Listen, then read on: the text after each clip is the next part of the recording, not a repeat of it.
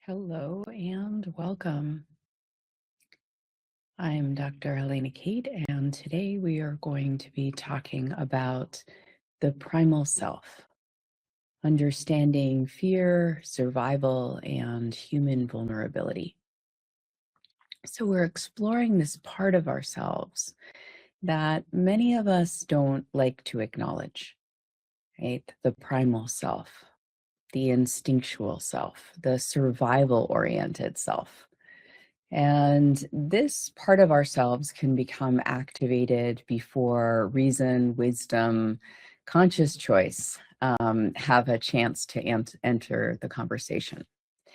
And many people might imagine or want to imagine or believe that intelligence or education or spiritual development or emotional maturity will somehow remove these instincts.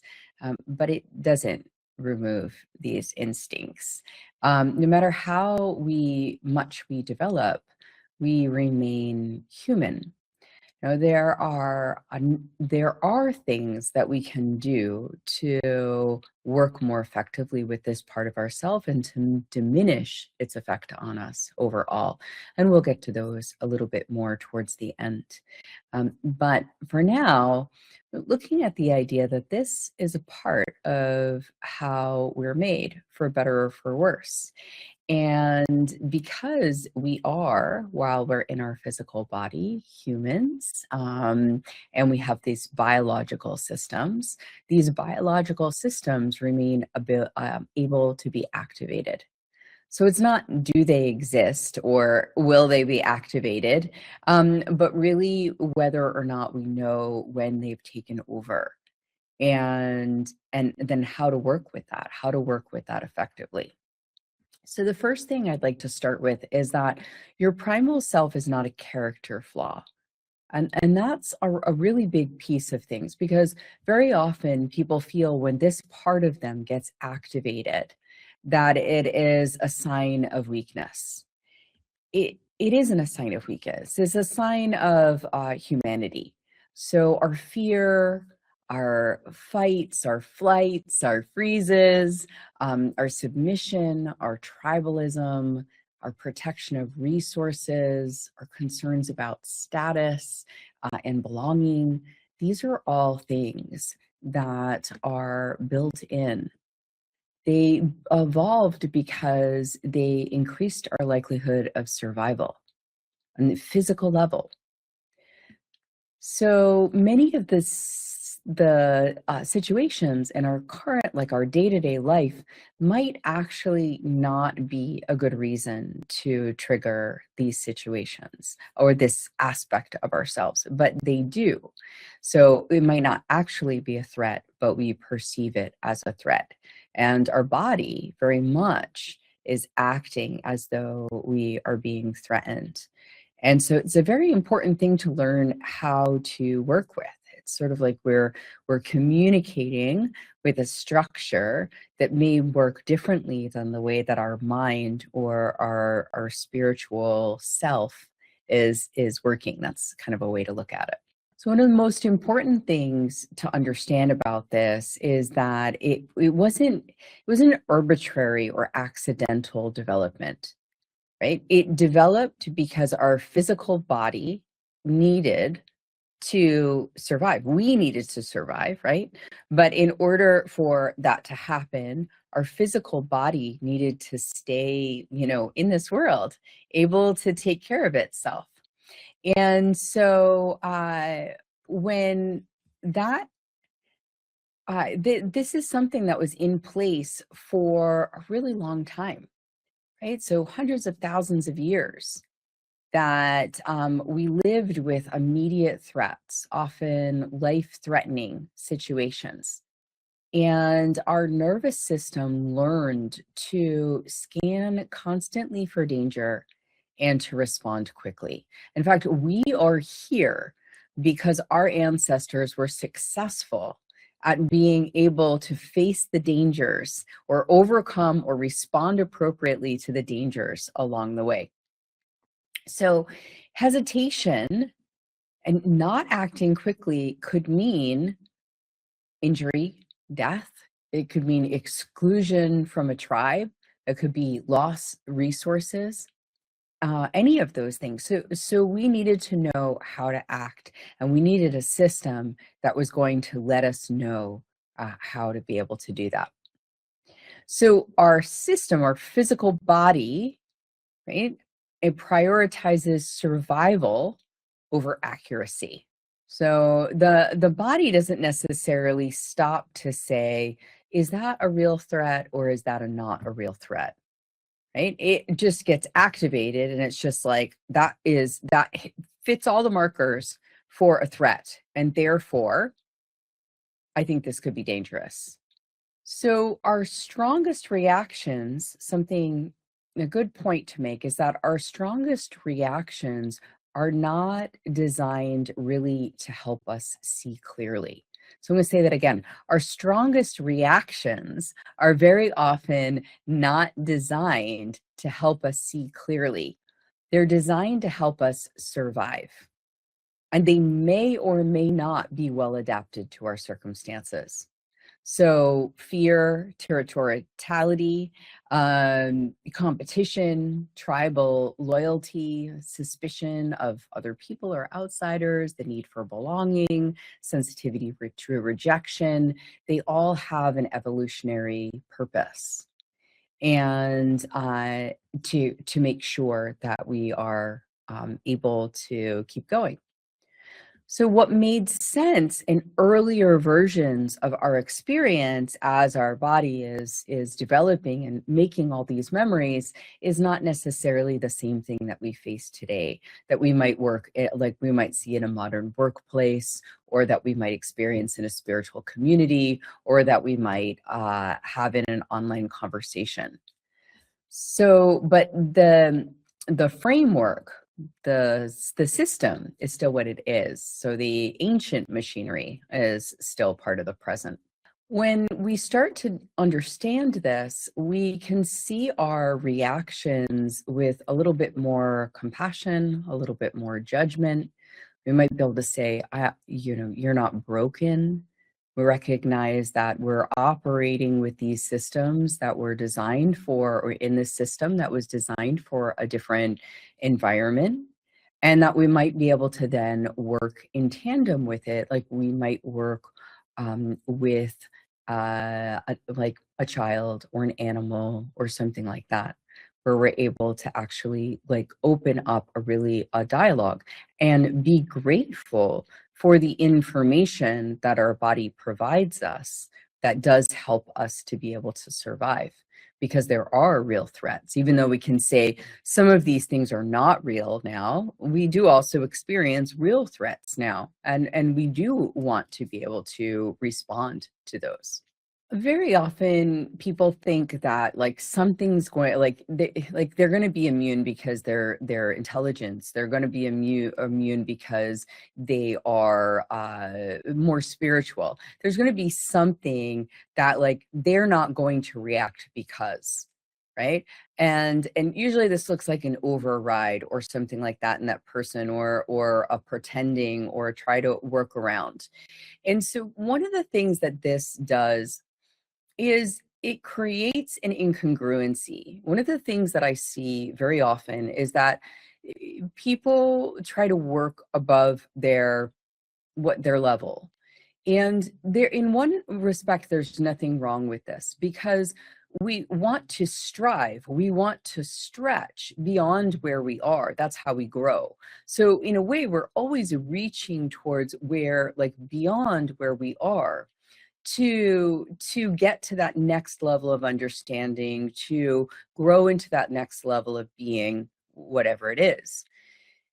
However, that is well accompanied by the ability to, when I say embrace our humanity is usually the way that I talk about it, to acknowledge some of the operations system, the foundations, what it is that's going inside of us that might not be at that level. So I think we do that authentic stretch into what we want to be by also acknowledging like these pieces of ourselves, by saying, yes, okay, yes, I am striving to be less reactive in these situations because I know that that's better for myself and others.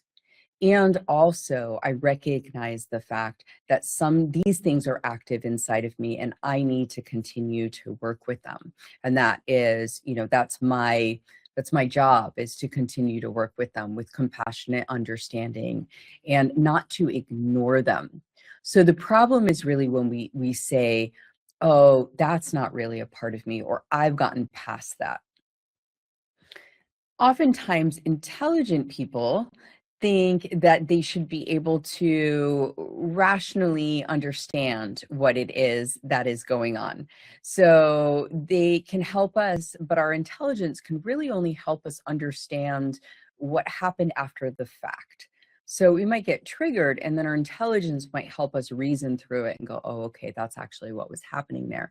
But it doesn't prevent the system from being activated in that moment. So it doesn't matter how intelligent you are and how much you know about anything, really.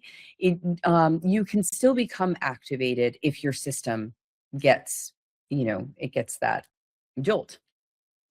So oftentimes an intelligent person has an additional challenge, which is that they can then create a sophisticated explanation for their reactions.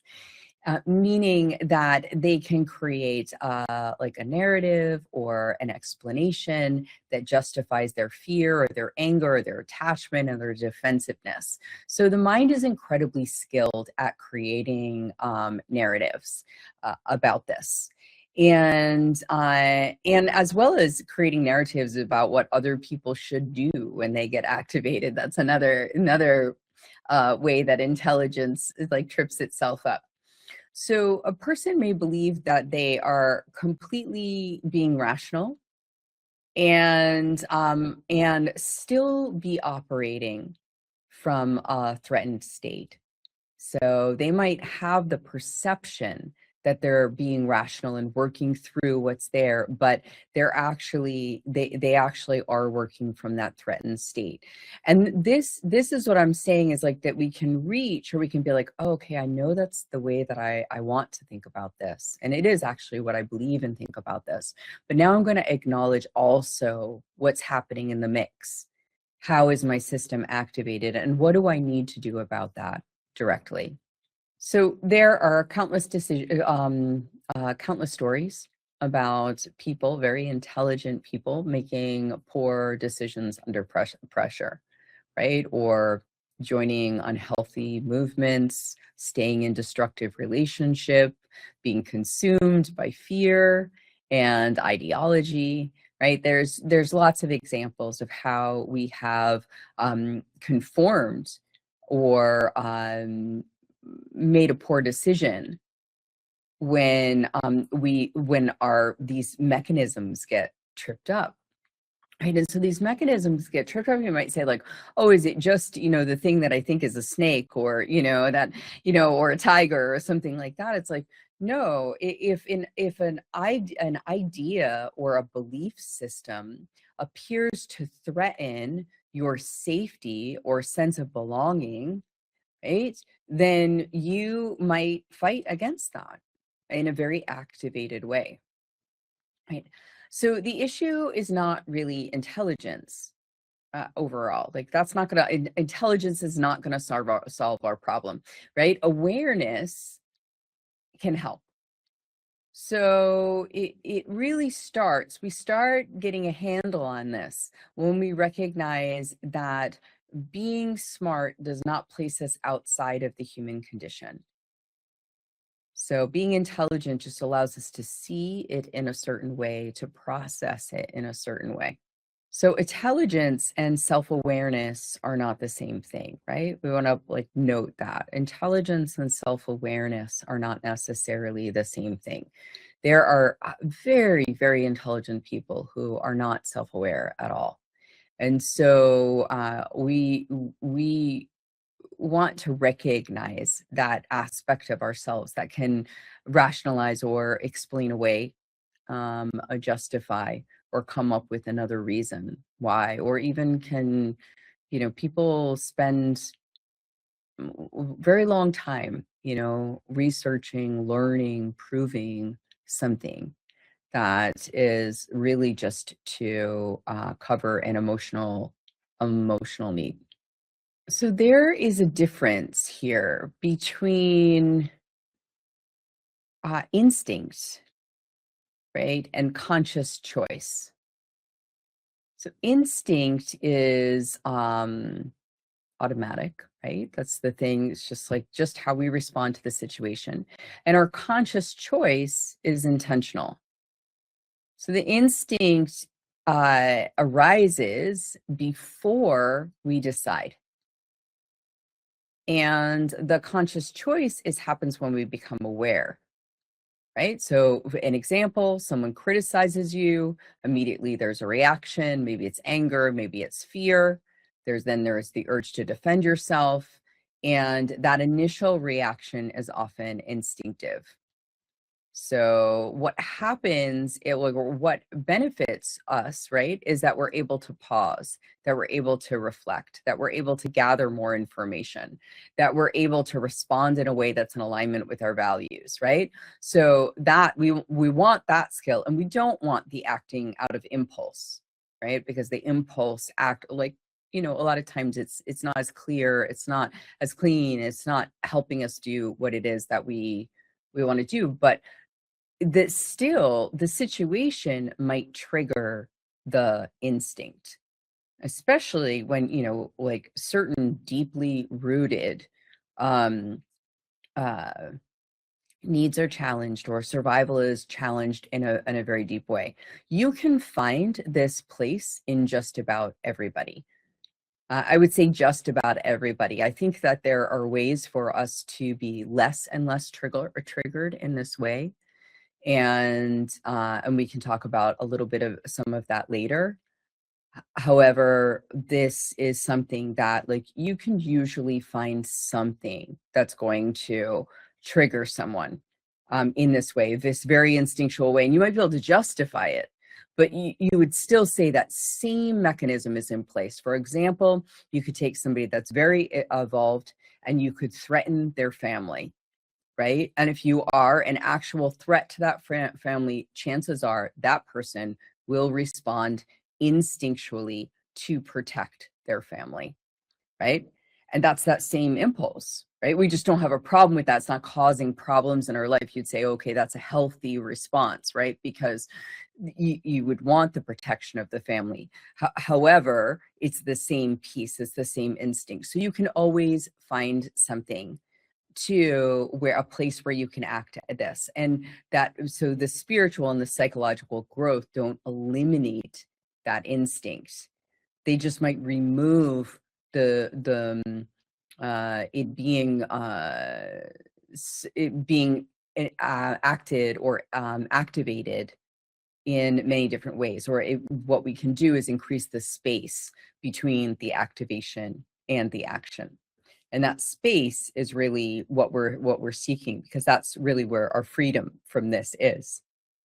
So the goal is not so much to stop having the reaction, meaning to feel that instinctual response, but to be able to work with it more and more skillfully. And as that does, the instinctual response sort of registers at a much lower level, and our action and our clarity starts to come in with greater strength and consistency.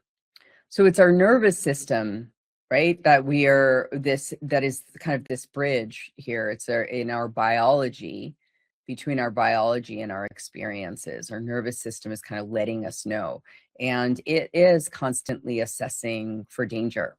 And most of this assessment is happening outside of people's conscious awareness. And so long before we're actually acting or thinking about something, our nervous system is already starting to respond to it because it is very good at perceiving threats and starting to mobilize resources for its protection. So those might be your heart rate changes, your breathing changes, your attention narrows, your perception shifts, the body begins preparing for action. So the nervous system, though, doesn't always distinguish the difference between a physical threat and an emotional one, right?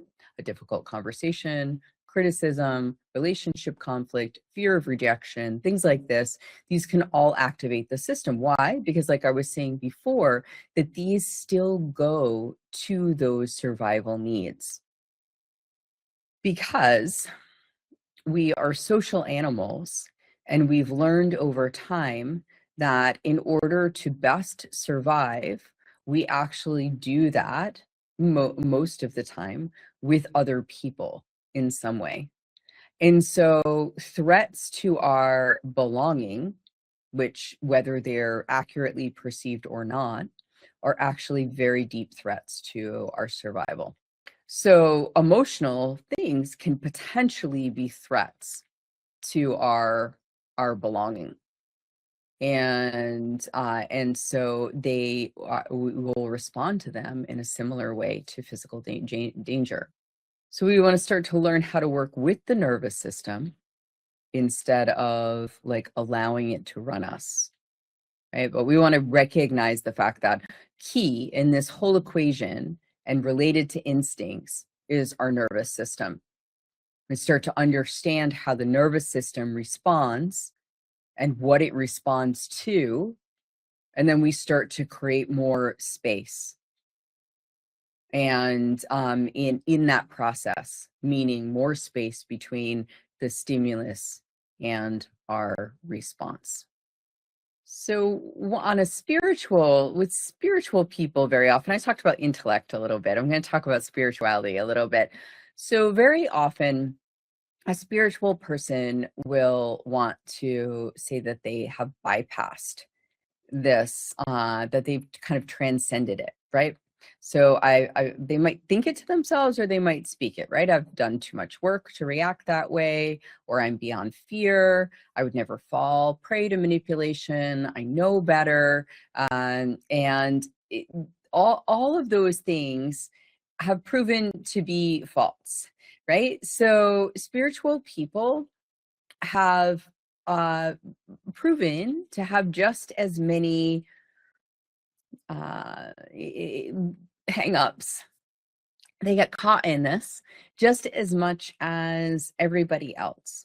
There are certain spiritual tools that help us be able to work with this dynamic some, but there isn't it isn't just a pass like, oh, I've meditated a lot and therefore I no longer am dealing with my instincts at all. Again, I don't want to say that it's not an aspect of the way that way that things are, meaning that as you spiritually advance, that it does like minimize the voice of instinct or the reaction of instinct. There is an aspect of that, but what I'm speaking to right now is about bypassing and this kind of belief that is often unconsciously assumed that spiritual development naturally eliminates fear, insecurity, attachment, or reactivity.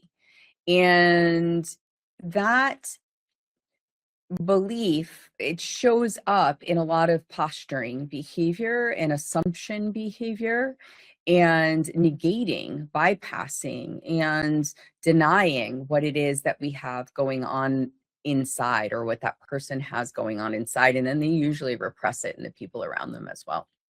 So spiritual development in and of itself does not remove our humanity, right? It gives us tools to work with our physical body, our instinctual self, more consciously.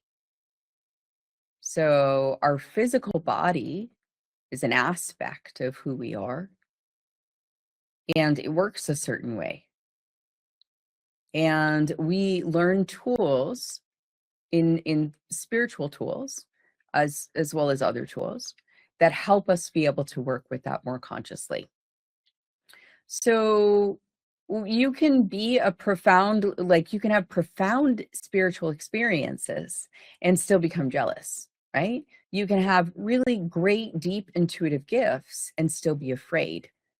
You can have years of spiritual practice and still become activated around power, belonging, rejection, or loss. So our initial goal is to be aware of our instincts. And as we grow on the spiritual path, we want to remain aware of our instincts.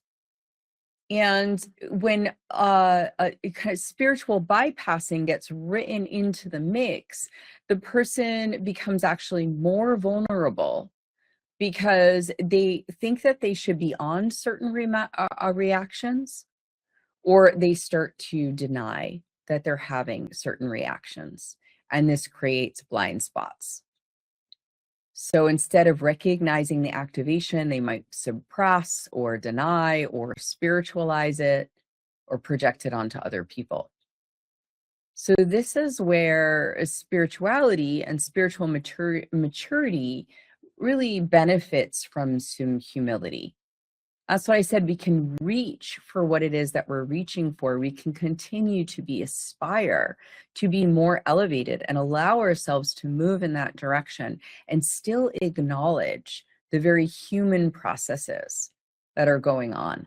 And I think when we lose sight of those human processes, we also lose sight of a lot of our compassion. And we're able to act in a way with other people that we could call inhumane, unkind, lacking in compassion, because we stop being able to understand that aspect of the person. So I think it's a very good thing to keep an eye on, like as we kind of own it and recognize it, and yes, allow it to diminish its hold in our lives and become that much more of a background. We hold compassion and understanding for all people, regardless of where they are, because this is an aspect of them. We all have frailty and vulnerability. We all feel threatened in some way. And our spirituality needs to contain that rather than deny that. So what this can sometimes look like sometimes is that the person from the outside, right, might appear calm or unaffected or detached or seem peaceful. Yet that's not really what is going on inside. So our transcendence occurs when we've actually integrated something, and our repression occurs when we are just simply pushing it out of our awareness. So one is going to come through consciousness, and the other one is going to come through avoidance, and one is going to create freedom. Transcendence creates a sense of freedom. And the other one is actually going to deeper to kind of chain us to the problem at hand. So a transcended person can look at the fear. They can see it without being controlled by it. And somebody who is repressing or bypassing is denying that the fear exists at all, right? So there's a big difference between that. So can you look at anger without becoming consumed with it? Can you acknowledge the fact that you are feeling angry without being consumed by it? Or would you insist that you are never angry, right? And if people say that, I never get angry. I'm like, you know, like how? You know, even just righteously angry. So you stay connected, like to transcend, to develop, right? To develop ourselves. We want to stay connected to our humanity.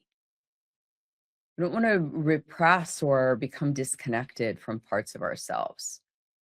And because that, whatever we repress doesn't disappear, it simply goes underground.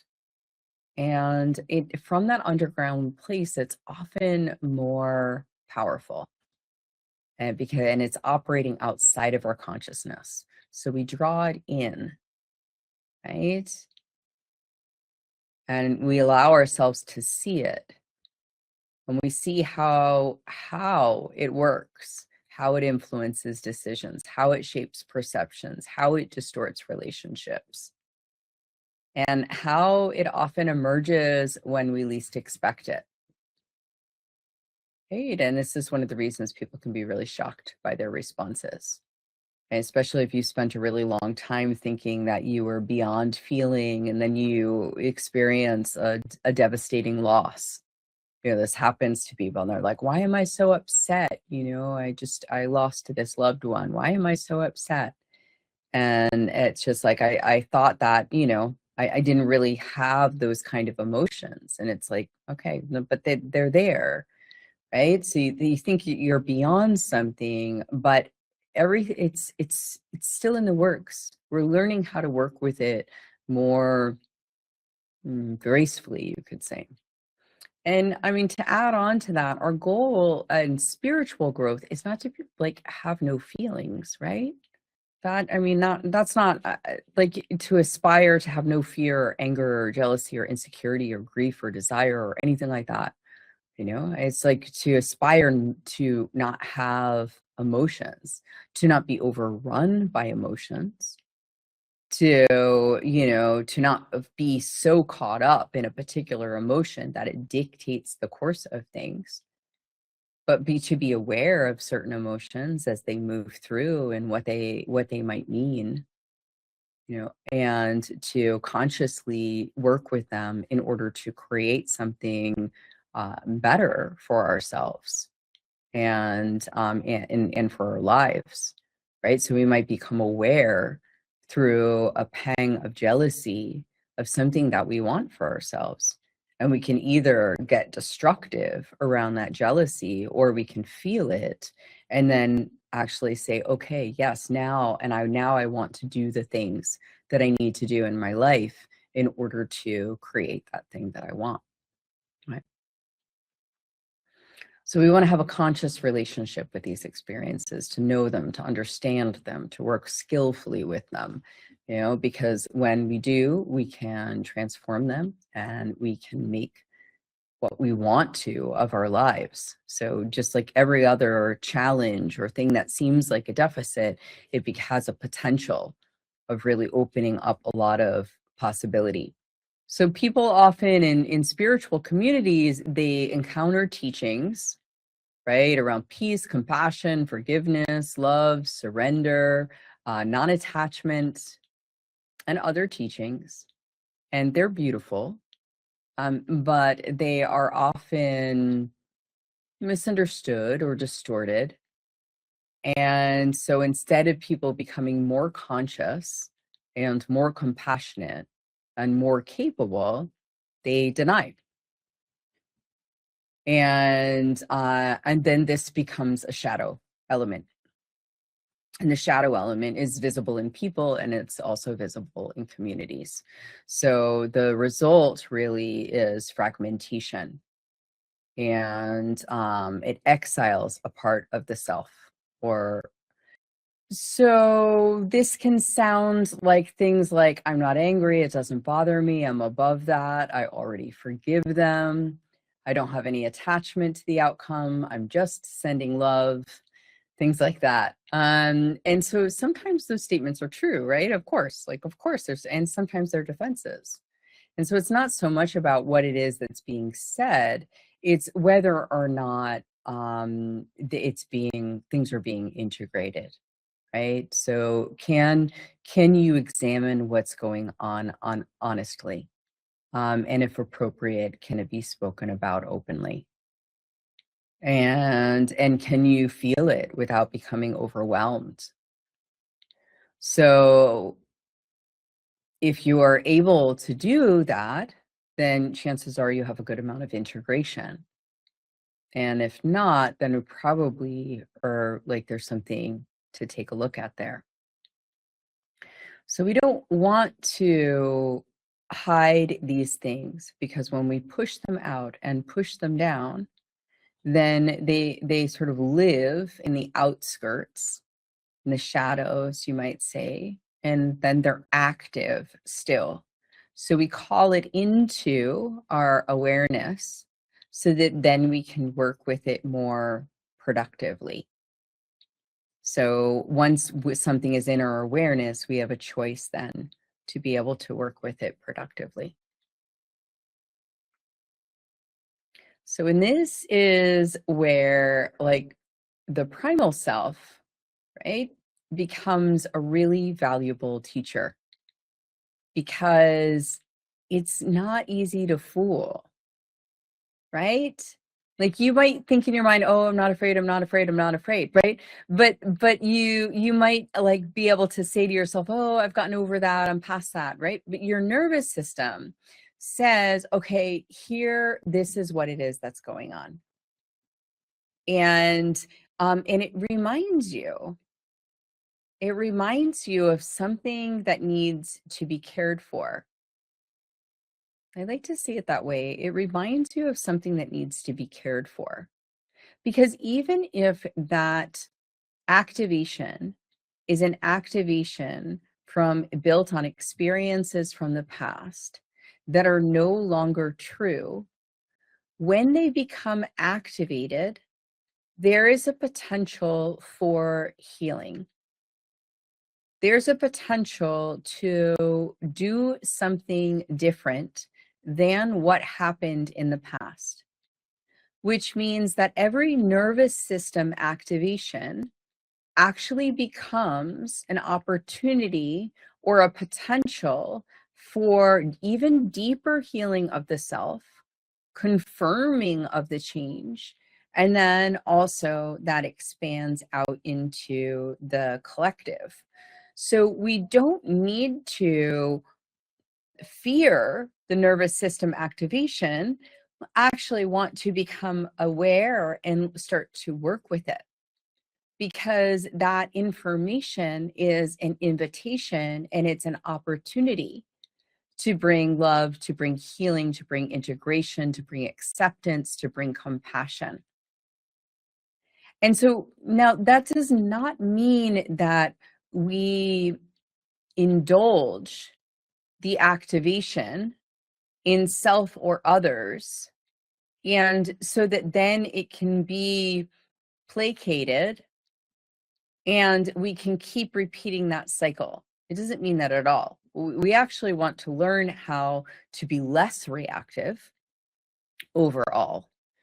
However, when the activation does happen, large or small, we have this opportunity. And we get to start to be able to make that shift. And the number one place that that shift happens is inside of ourselves. So then we're able to go, oh, okay, this is what it is that got activated. And how do I bring healing or love, compassion to this place? And then it becomes a spiritualized act that helps the self, and like I said, helps others, because that becomes that grows compassion. It grows compassion for ourselves and for others, and that ultimately is a ripple effect. So we don't need to run from this act. It's actually an incredible teacher that provides so much for us, so much that we're able to do.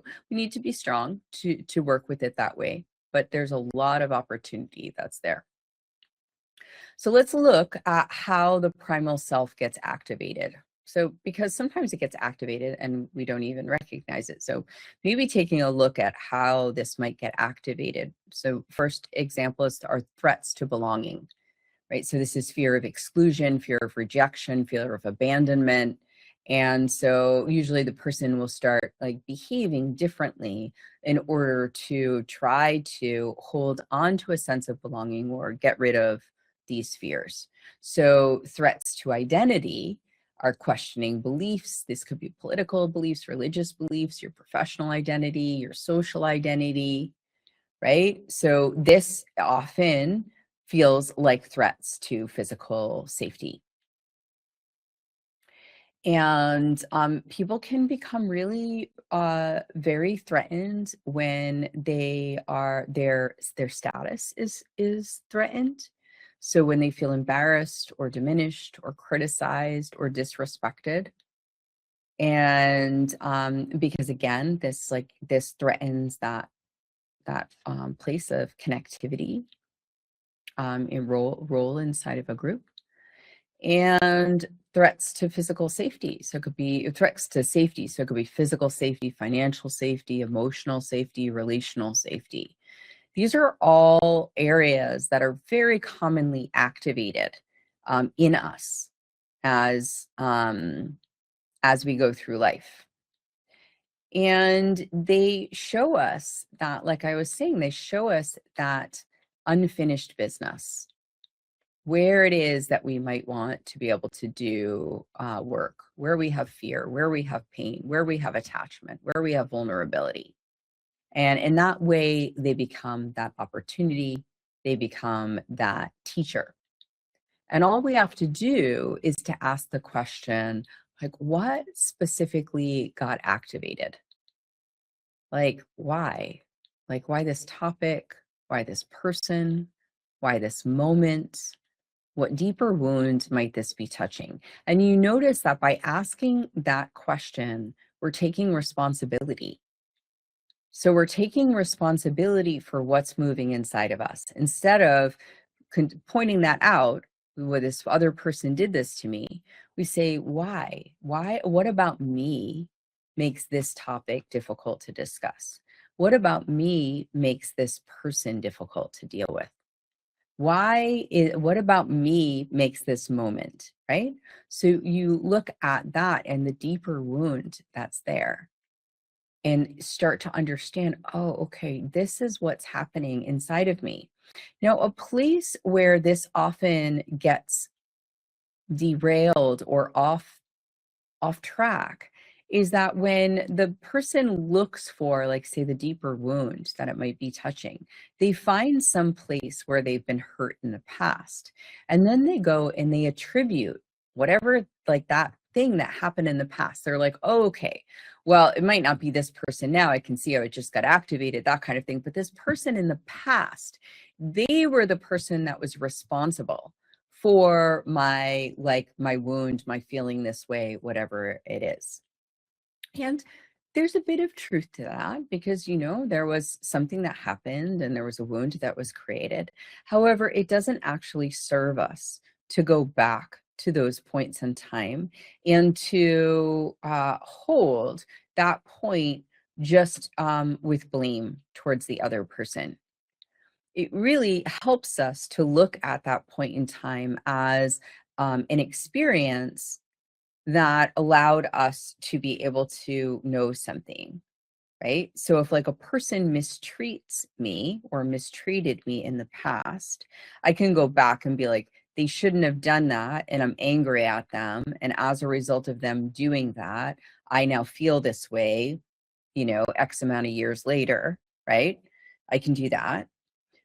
Or I can look at that point in time and I can say, oh, as a result of that happening, which was painful, and I can acknowledge that, and definitely, activated my system in my survival needs in certain ways. So it was like traumatizing, right? Is another way of saying that.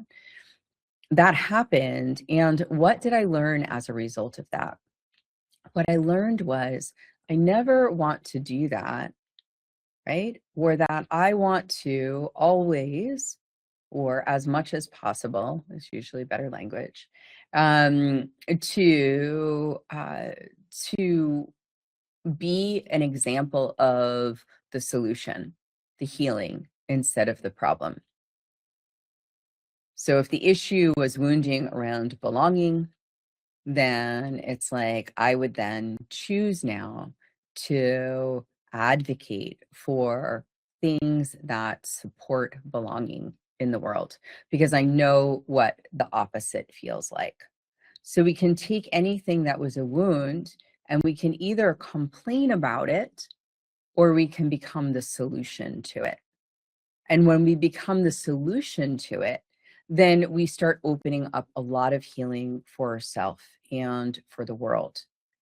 So we see these points, all these points that exist inside of us, these pains, these reactions, these instincts that are related to our survival. And we're able to then actually think, we can either blame or we can think more creatively about how we can act and interact so that those things are not actually done, they're not activated.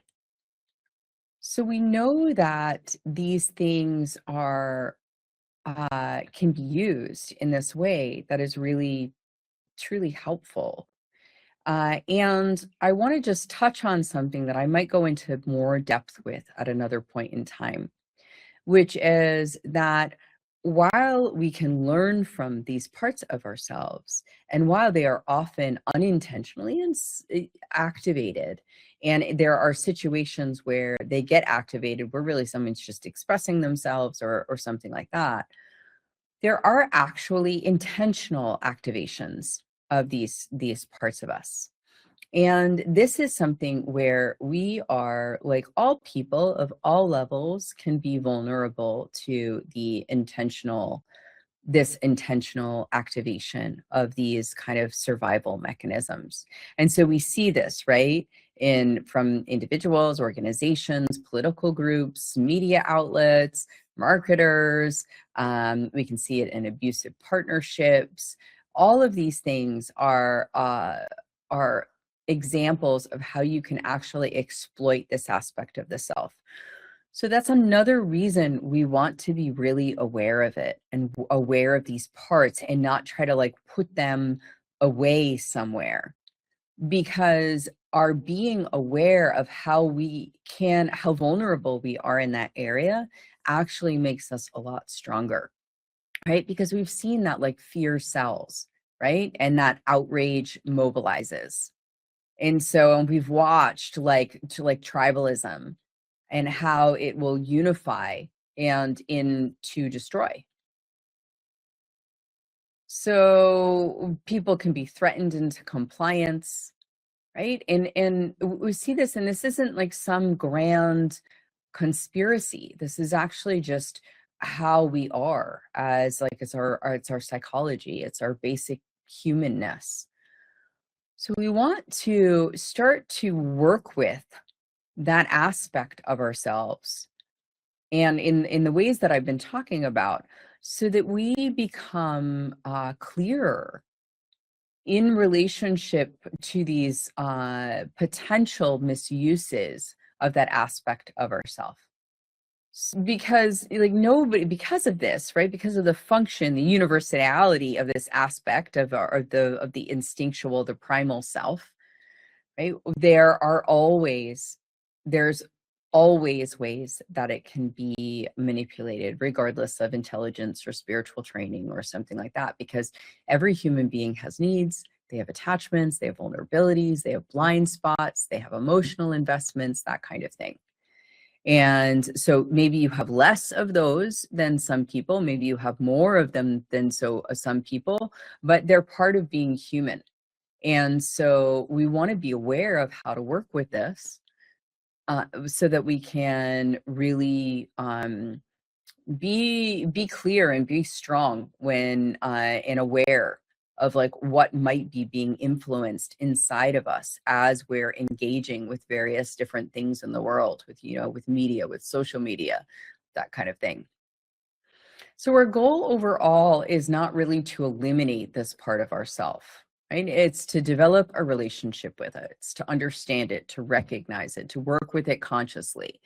And that every activation is actually an opportunity to strengthen this capacity overall, but also to a larger healing end. And when we do that, we start to applaud what we see in ourselves and in others, which is like the triumph of the human spirit, to be able to take these places of pain and to create something beautiful out of them, powerful, transcendent. So it's a huge power to recognize this and to bring this online. However, most people don't even realize when they've been activated, right? So in that, we need to start to become more mindful. So the mindfulness helps to create pauses. It helps you to notice kind of without immediately kind of becoming what it is. Right. So one of the things that you can do is, instead, like, changing your language a little bit can be helpful. Like, I am angry is great. So like, you're at least acknowledging how it is that you're feeling. But if you say anger is present, you recognize, oh, like, anger is present right now, or or I'm feeling anger. It feels it's different than owning it, taking it on. So when we start to kind of make it so that we are not identified with it, but that we're noticing it, it actually helps to create a little bit space. And then it's really like, what is happening inside of me right now? Not what's happening out there, or who is wrong, or how am I wrong, or anything like that, but simply what is happening inside of me right now. So the more we ask this question and the faster we ask this question, the better it is. So the next thing that we can do is to observe ourselves. So mindfulness helps us see what is happening. And then our observation, our self-observation, looks for patterns. So we start to say, what does this activate in me? And what do I tell myself about it? And what kind of situations create fear? And what relationships bring out certain reactions? Right? So we start to move from that place of just judgment to curiosity. Why am I like this? What can I learn from this? And so that way it all becomes information. We're more in a place of neutrality at this particular point in time. So you can ask, in any situation where you have a strong reaction, you can ask, what happened? What did I feel? What did I believe was happening? What was I afraid of? Have I ever felt this way before? Things like that are going to help you kind of like get into the patterns that are there and what opportunities for growth there are. So emotional regulation is another tool, and learning how to work with our nervous system. So there's really wonderful exercises out there with the vagus nerve that are helpful. There's some discharge exercises for various different emotions, but some of them are also even more simple, like a walk or breathing or movement, time in nature, connecting with someone, doing prayer, taking a rest.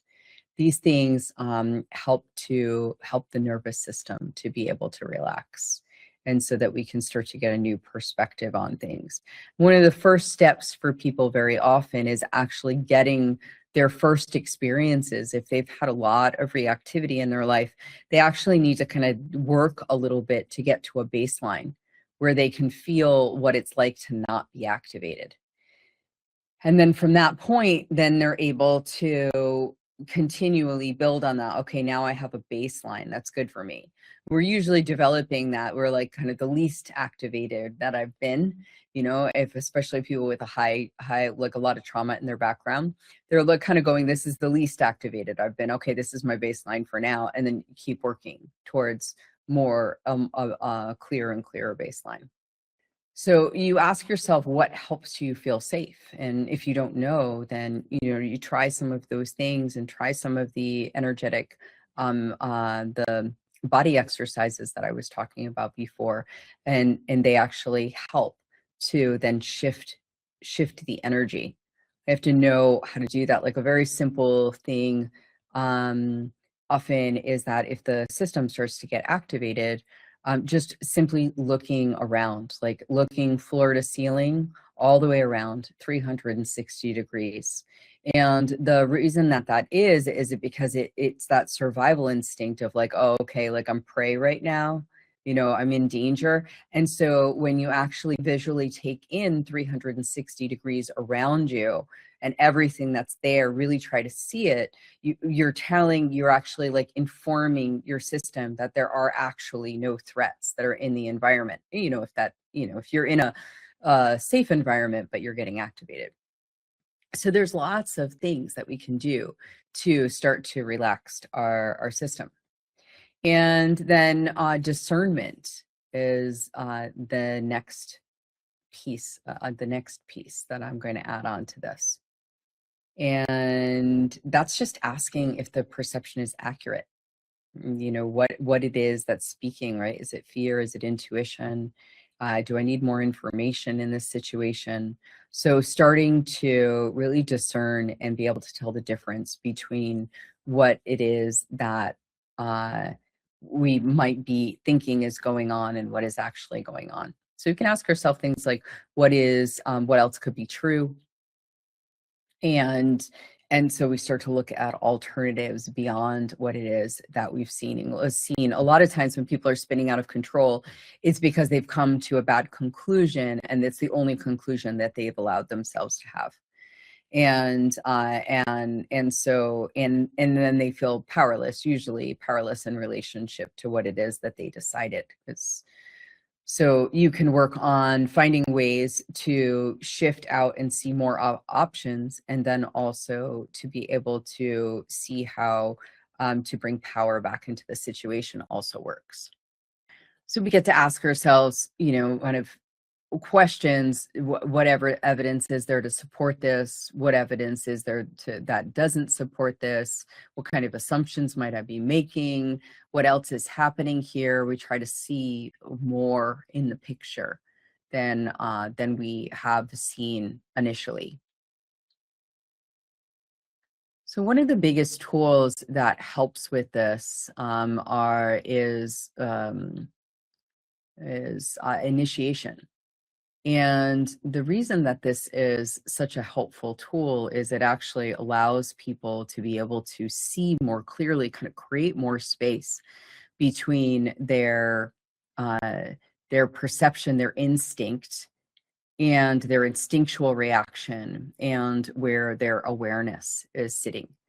And then because of that, the person is then able to use tools to kind of keep broadening, strengthening that gap, really, so that they have more time to be able to act and to clarify the way that they want their behavior to come out, rather than to act from the place of reaction.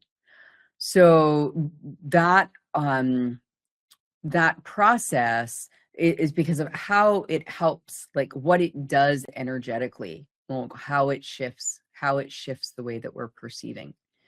So that's a very powerful tool that is helpful in getting a handle on this piece.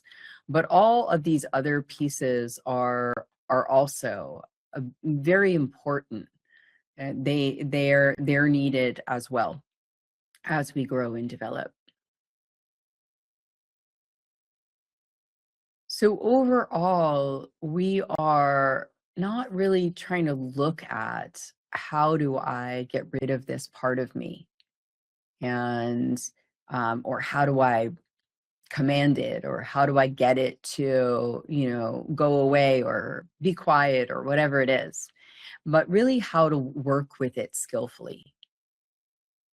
And not just skillfully to improve our lives, but yes, improve our lives, help to become a more positive force in the world, but also through our awareness and our holding of this vulnerability and this aspect of self, the recognition, the recognition of our vulnerability that comes with this aspect of ourselves, we are able to become that much more powerful with our healing. So it all starts with a bit of humility and the willingness to accept that this is a part of the way that we are.